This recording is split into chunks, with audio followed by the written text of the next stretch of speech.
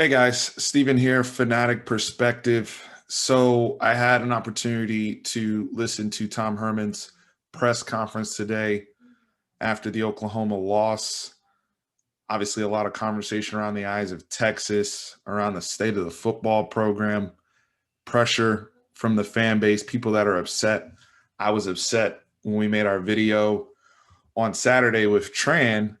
And, yeah, I was emotional after the game. I'm sure many of you who are fans, you guys get vested, right? Not just financially vested, but emotionally invested, and you want the team to pull it out and pull through. And when they come up short and we're hurting, and it's like this, we felt like this is our opportunity based upon what the Oklahoma Sooners, what their football team came in looking like, and opportunity blown. TCU, opportunity blown. And here we are at 2-2, 1-2 in the Big 12. And it's so much frustration just that is starting to come out. I know for me, it's did I have a few drinks? Absolutely. But I still have that same energy now being stone sober on a work day. That's how much I care about this. And that's why I put a lot of thought into what I want to talk about on this video, because we can talk about the eyes of Texas. We can talk about changing the head coach, but there's a bigger overarching issue here, and that is the issue of the Texas football culture. That is the issue of the entire framework of your program, your infrastructure. There isn't a good one here. And we have to start there, because I'm going to share a tweet that Bob Ballou sent out today that was brilliant. And it was just strictly win-loss records of some of our opponents in the Big 12 since 2010. So over a 10-year span. It's very, very eye-opening. But when we talk about our culture, we're talking about over that time period, we've had 3 different head coaches, 4 different athletic directors, a few different school presidents.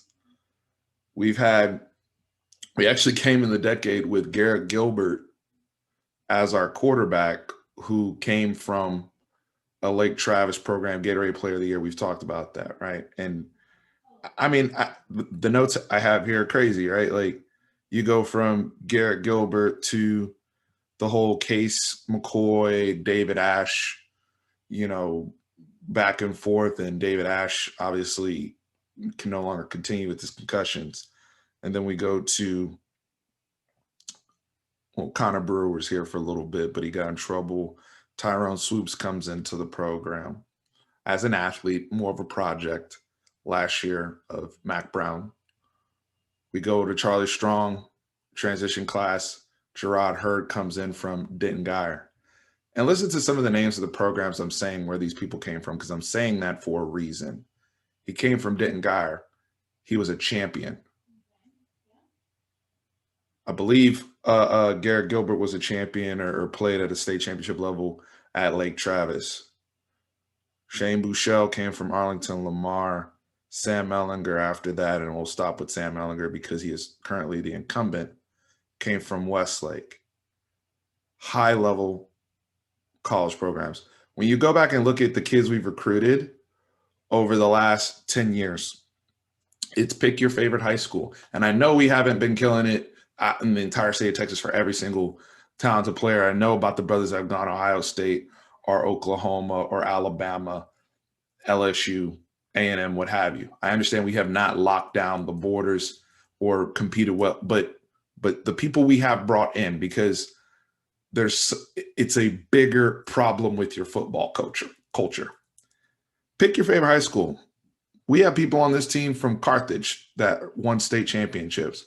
Southlake, Carroll, Lido, Rockwall, Skyline, Steele, North Shore, Duncanville, Katy, Lamar. I said Westlake earlier. I said Lake Travis, even before, when we had brothers coming in from Gilmer. Add whatever other high schools you want to that list.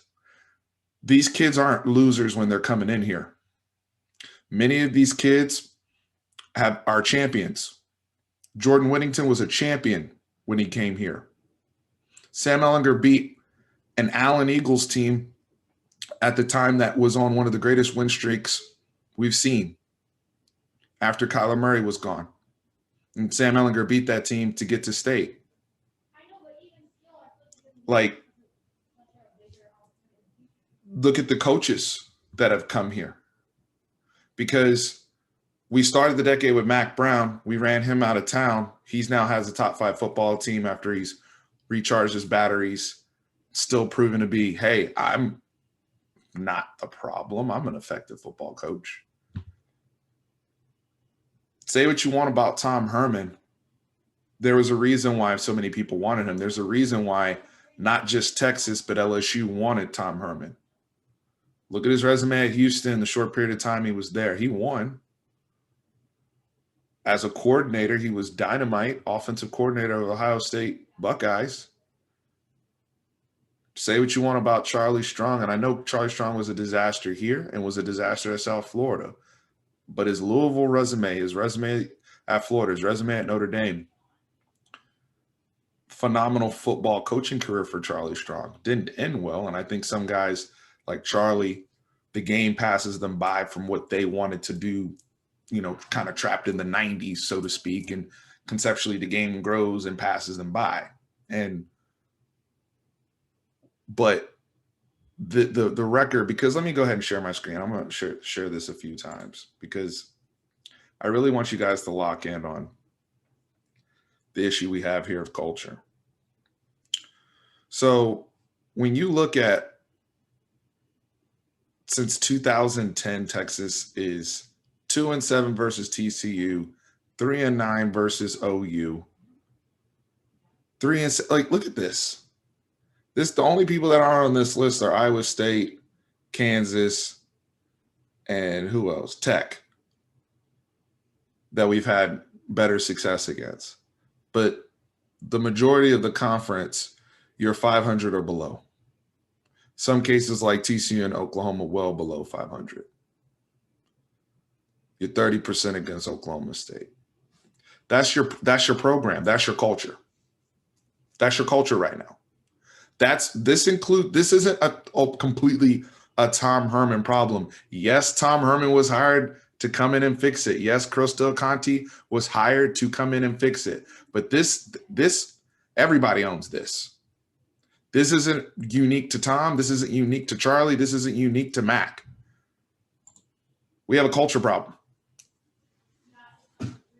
There's no infrastructure here because the infrastructure that these guys had in high school, have you noticed that before Sam got to Westlake was a bomb-ass program. Sam is there. Westlake's a bomb-ass program. Sam leaves. Westlake's still a bomb-ass program. Same thing with Lake Travis. Same thing with Duncanville, North Shore, because they have structure where they came from.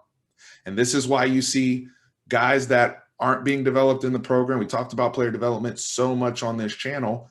When they go to the NFL, and because we're talking players right now specifically, look at some of these names that played yesterday. Brandon Jones, Miami Dolphins, Devin Duvernay. I'm gonna pause at Devin Duvernay. It took us 4 years to figure out how to properly use the brother. They had us believing that he wasn't even that great of a kick returner. That's been debunked since he's gotten to the NFL. Clearly was an us problem, not a him problem. You see how he's being used because he's in a proper structure, environment. See, one of the things I want to ask people today is when you think about the Texas culture, what does that mean to you? Like, what is our culture to you? What is our culture? Because to me, like right now, our culture is toxic. Our culture is divisive. Our culture is a lot of finger pointing. And those are negative things. There's good things too. I think there's opportunity for greatness within our culture. I feel bad for the younger fans. A lot of you have been hitting me up saying, Steve, when I've been able to, like, growing up, now that I'm able to see football and understand it, I saw the tail end of Colton. That's it. I wasn't there during the 2000s. Like I grew up, right? I grew up. My fandom started around Ricky Williams' junior year, so I saw Texas be dominant and be great and be the best team of the 2000s from a winning percentage perspective. Like I got to experience that. I got to experience a national championship. So you have a lot of fans who are in their early to mid 20s and below who haven't even seen that. All they know is this nonsense. Um, I think you have a culture of good business. Clearly, Texas knows how to make money. We know how to drive revenue. We know how to spread our brand.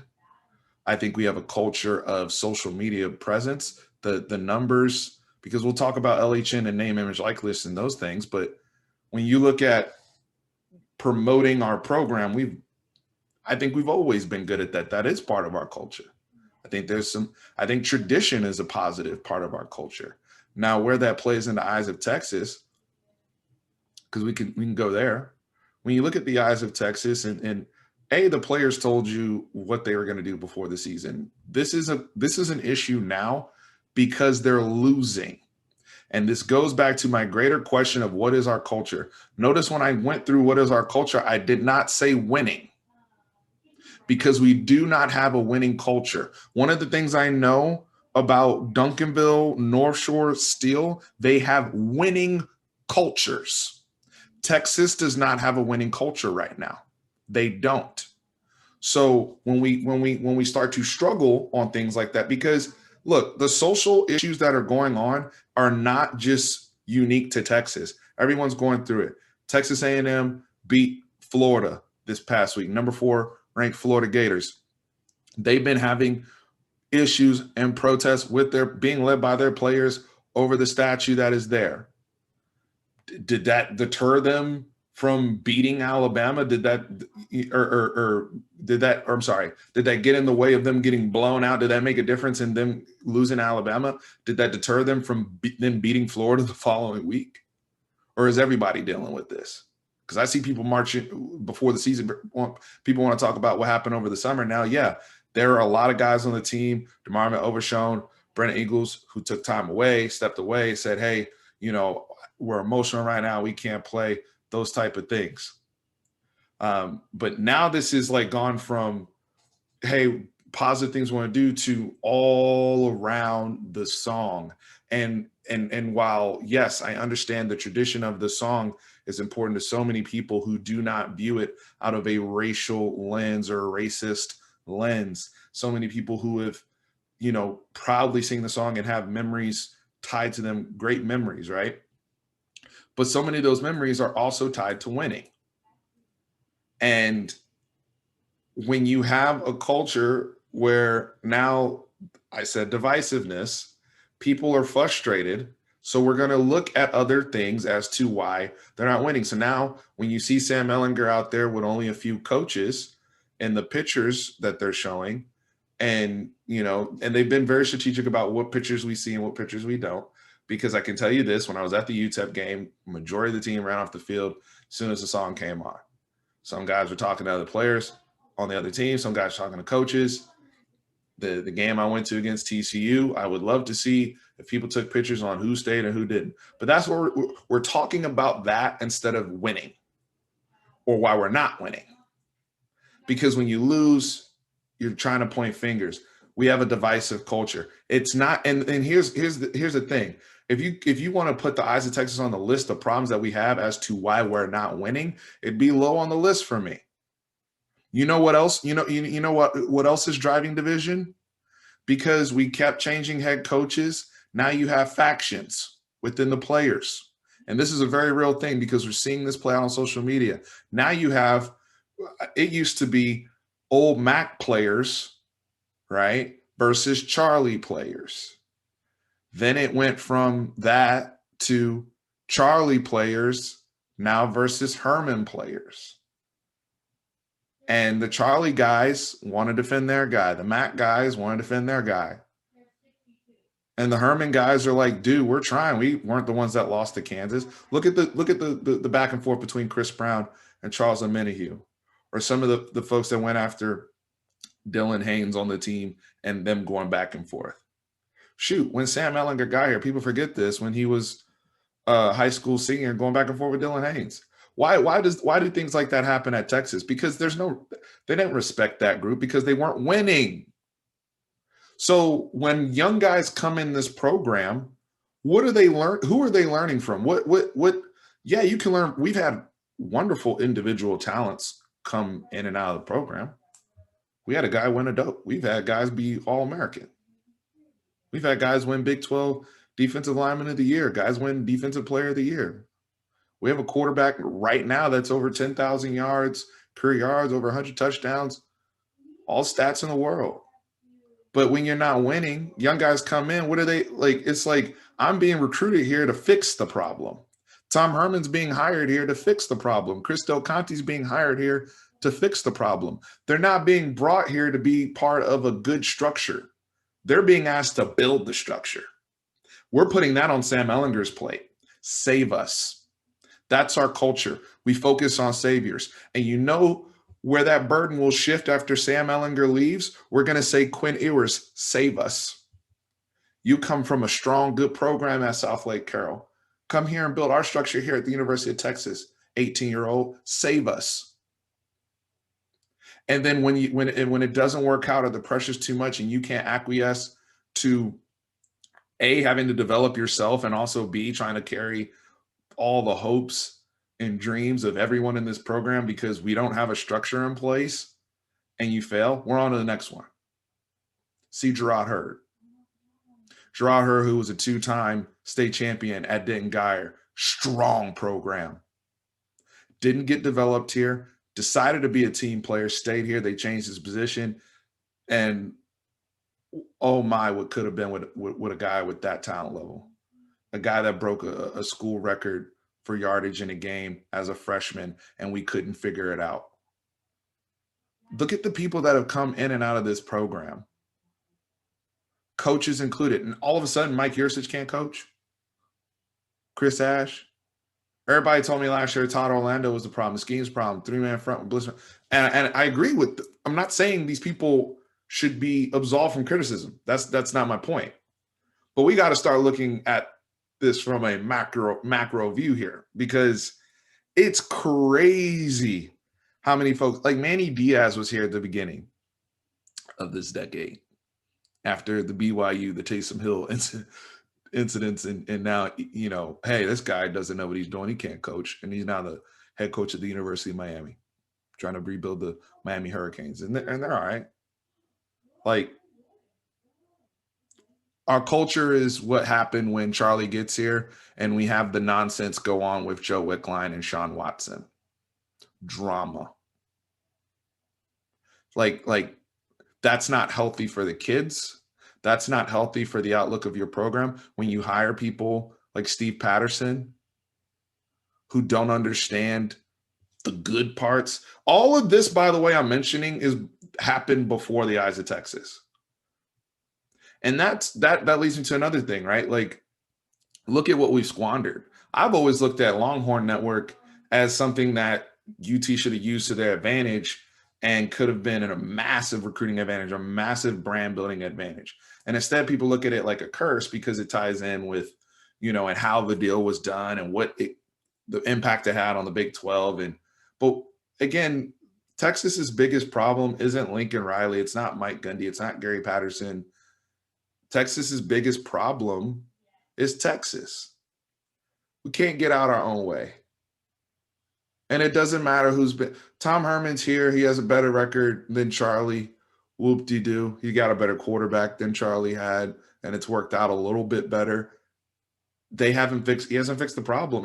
And look what Kirk Bowles asked him today about identity. He has no idea what the offensive identity is. Can you believe that through 4 games? While with the points we're putting up, granted, a lot of it was overtime, but the points we're putting up, but we can't run the football with running backs.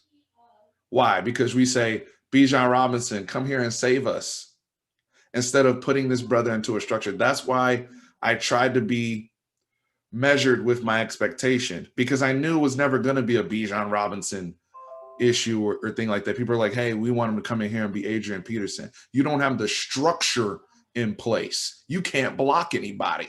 You don't even have the physicality in your program to give this young man the opportunities to be special like that. You don't have the structure in place. So yeah, you got another 5-star in here. That's why I mentioned Quint Ewers or whoever else you want to bring in to try to save you instead of bringing them. Look at Alabama, man, or Clemson. Alabama had Jalen Hurts for what, 3 years?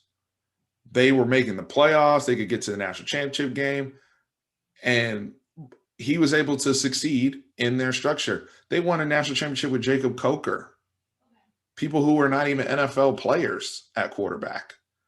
Were they asking Jacob Coker to save him, or were they saying, hey, come in, do your job, be a part of the program. We have a great structure in place. Not everything's going to be on your shoulders, young man. Not everything's going to be on your shoulders, Jalen Hurts. But when we do have somebody that's special, when we do have that 5-star talent like a Tua Tagovailoa, Tua can come in and say, all right, we're going to go to the next level and be special. And that's cool. We had that in place at one point in time with a guy like a Vince Young. We have all these people around him, structures in place. He's coming in. When he was recruited here in 2002, we won 11 games. It was a good structure here. He wasn't asked to save the whole damn football program. But we keep asking 18-year-old kids to do that. Trevor Lawrence went to Clemson. Clemson was coming off the playoffs with Kelly Bryant. Granted, they had lost. They were 2 years removed from Deshaun Watson being a national champion there and back-to-back championship appearances. Clemson was already ready to go. Trevor Lawrence came in, was given the space to develop, not asked to save. Now, yes, he did ultimately replace Kelly Bryant, and we know how that situation played out. And Trevor Lawrence has gone on to have an outstanding college career. But he was never asked to save the Clemson football program because they already had a good structure in place with Dabo Swinney and what they were doing. And you know what? Clemson will be good after Trevor Lawrence leaves, just like Ohio State. Justin Fields is in there. Justin Fields, do we ask Justin Fields to rebuild the culture at Ohio State, or was he allowed to come in as a grad transfer and flourish? Look at Lincoln Riley's situation. They pass over power from Bob Stoops to Lincoln Riley. A coordinator can ascend at a program like Oklahoma and become the head coach. And then he has what? He has Baker Mayfield come in. He has Kyler Murray come in. He has Jalen Hurts come in. All as transfers. But they all had the environment around them and the structure in place for them to succeed. They were never asked to carry everything on the field, off the field. So I ask you this, those of you who are upset about Eyes of Texas and all the things that are going on both sides, right? Because right now we don't want to talk and listen. We want to be divided and say, and make it now a lot of people are making it Sam Ehlinger versus the rest of the team and all that type of stuff, when I do think that I don't see them not trying in the games, the players. I just see a lack of culture, a lack of structure, and a bunch of guys who are trying hard. I agree with Tom Herman today. Joseph Osai did jump off the film to me. He is trying everything he can. It's a lot of guys. It's not their fault. You want to criticize? Look, I'm not saying you got to agree with the politics of it or anything, but on both sides, because what's going to happen, the players are losing support. It's not an enjoyable experience. And, I think it's a free country. You should be allowed to do what you want to do, not forced to sing a song if you don't feel led to. I don't think that's part of your scholarship when you sign that. But at the same token, I understand the people who want to honor the tradition and keep those things going. But on the flip side of that, people talk about the big money donors and people pulling money out of the program because they're embarrassed because we're not winning, and they want to find the red herring, which is now the Eyes of Texas, and cop on that, fine. But I say this, while we're fighting these battles and not talking about winning and losing, but talking about a song, what do you think LSU is going to do, or any of these other programs we have to recruit against, when they come into kids' rooms? Hey, you want to go to a school where they're going to beat you up over a song? and they're not even talking about win-loss record. They're not talking about getting people to the league. They're over here stuck on this. So we got to look at it from both sides. And if you're a player, like, do you guys not want to listen to the people that are trying to help you and sometimes play that game? If not, I mean, at the end of the day, it's a culture issue. There's no structure here anyway. There isn't, and there hasn't been for a very long time. So many people got mad when Kirk Herbstreit called this place a cesspool back in 2016. But if you go back and replay that video of him talking about what goes on here, sometimes behind closed doors, how off was Kirk with the because he said after Charlie Strong, we're going to do it again in the next coach. So, hey, I've identified a lot of things here. My whole thing is this. I'm concerned about winning. That's why I yelled the other day. I don't like losing. I didn't grow up within this program seeing us be like this with what I know they have coming into the program from coaches and players. But for whatever reason, it doesn't work here. And you see family members get frustrated. It's funny because I just talked about Strong guys, Herman, all these guys. When the players go on to the NFL or leave the school, right, they become fans too. And this is something that Brandon Jones said week 1 was like, wow, I didn't realize how emotional I would get watching the team that I was just on. Now I'm a fan, right? Look at Michael Dixon going off. My guy, the best punter we've ever had, going off on Twitter saying we need our special team. Like, you look at his tweet, he was mad, justifiably so. He's got to defend. He's got to defend his cousin. He's upset. We can't protect our punter. We're 4 games in. We've had multiple kicks blocked. What is this? He's mad as a fan. I told y'all about them a minute Houston. Chris Brown. Everybody, like, that's our culture right now. How do you fix it? What do you do moving forward? Whatever. And it's, to me, Jay Hartzell and Chris Del Conte has to start there with whatever they decide to do. I'm not here saying Tom Herman is without blame. Please don't take that away from my message. Whether he's the head coach here or not, look, they're not going to move as swift as you guys think they are unless they have a complete collapse because of COVID and all the other things that are going on and reduced school budgets, things of that sort. There's a lot going on right now that is – we may not even play Baylor. Who knows what's going on? I mean, we have to factor these things in and be realistic. With that being said,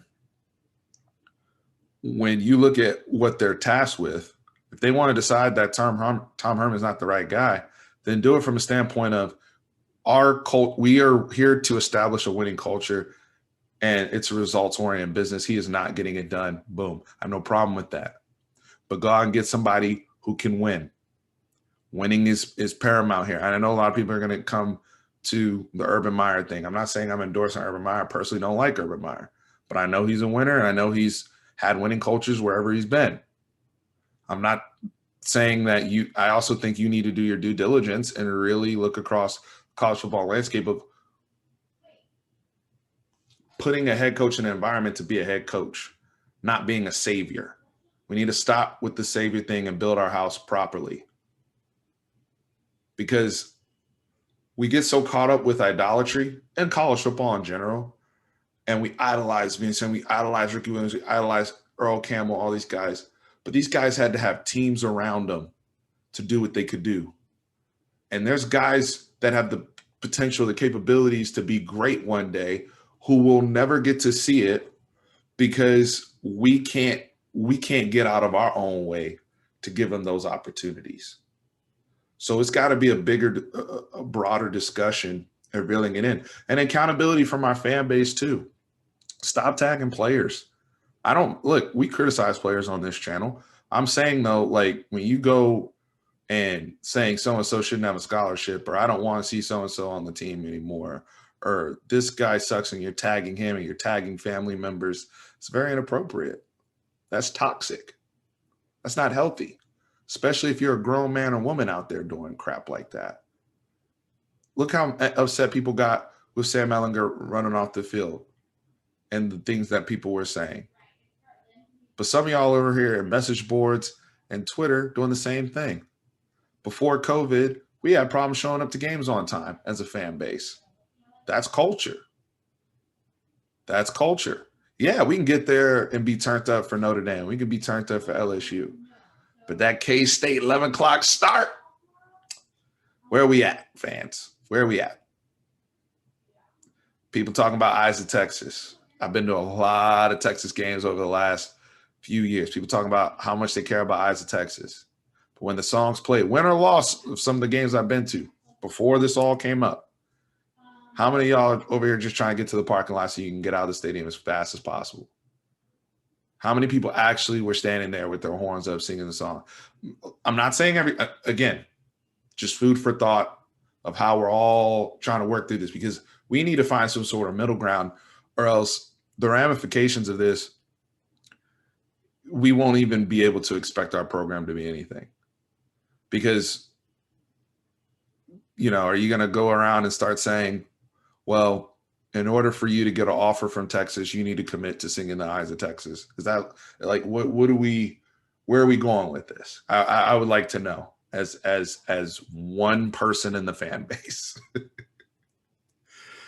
because it's not fun here right now for us. And it hasn't been fun here for a very, very long time.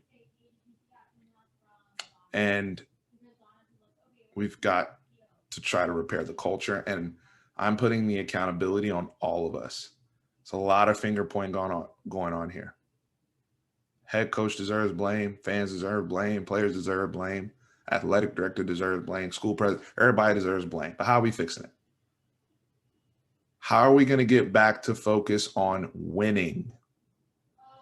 Because you're always going to have problems, no matter how good your program is. You're always going to have problems. But those problems don't get magnified when you're winning. Period. Al Davis, just win, baby. That's all I got. I mean, just win. Just win. We'll be back, guys. Make sure you hit that like button. Show us some love. Let me know what you agree, disagree with. But this is just my thoughts. Try to be as grounded as possible in my analysis. But, we'll be back to talk about the game and what Oklahoma did, what we did, and where we're going to move forward to if we play Baylor, or if we have to wait till the end of the month to play Oklahoma State. We'll see how everything plays out. But we'll be back with a lot more content. I appreciate y'all for supporting this channel, this movement. And, let's try to rebuild our culture. Horns always up. Love y'all.